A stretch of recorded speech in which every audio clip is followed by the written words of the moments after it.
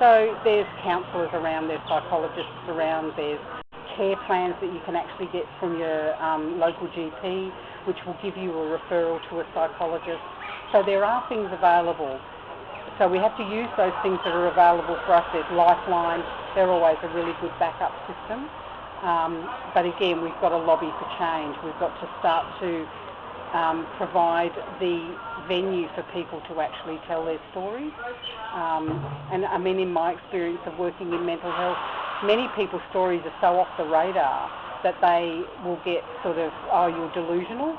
But it's just because the counsellor or the therapist could not conceptualise the fact that this could possibly have happened to this person. Some of it might be delusion, but there's always an element of truth. You know, people don't conjure up these stories just for the sake of conjuring them up. And I've worked with some severely damaged people who, you know, have been involved in ritual abuse and, you know, in cults and things like that. So you know, you're looking at the degrees of impact get greater the more intense and the more pervasive the abuse. So that you feel so alone, and you carry the shame of the experience.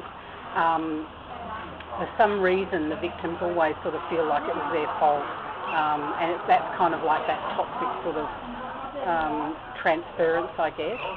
And you don't want to talk about it because you don't want people to think, you know, to hear that that's actually happened to you.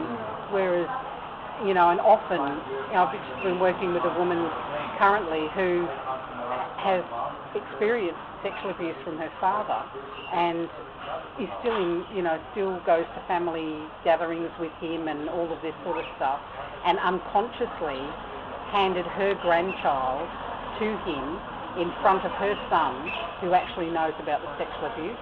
She just didn't even think. And I challenged her and I said, how do you think that felt for your son to see that actually happening? And she was like, oh my God, you know. She thought, oh, well, I dealt with it because I'd actually challenged him on it.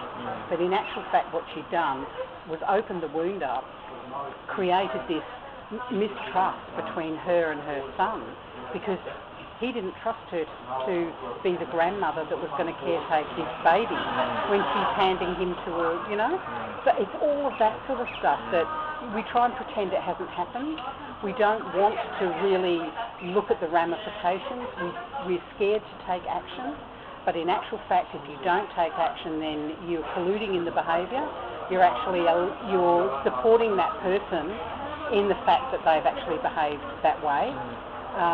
So you've got to challenge yourself and you've got to challenge your perpetrators, you know.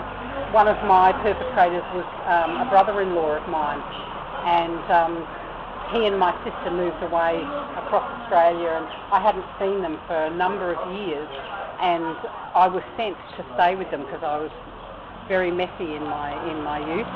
And I remember this day walking into the house, and, you know, I said yesterday I became very angry, and so this happened between the time that I saw him as a child and the time that I saw him as an adolescent.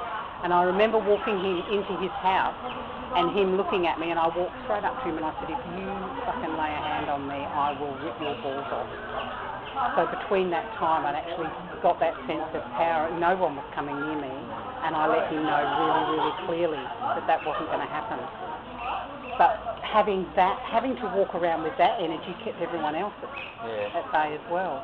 So that survivor mechanism for myself actually ended up, people were scared of me. And that felt real. That was kind of like an internal conflict that I had with myself, because there was part of this really broken person that, you know, I know myself to be a very loving, very compassionate, caring person, but I couldn't show that because it made me vulnerable. You have to teach your children to be tenacious and to be assertive and to, you know, be forthright and to learn discernment and all of those things. And if you don't teach your children that, then you're actually setting them up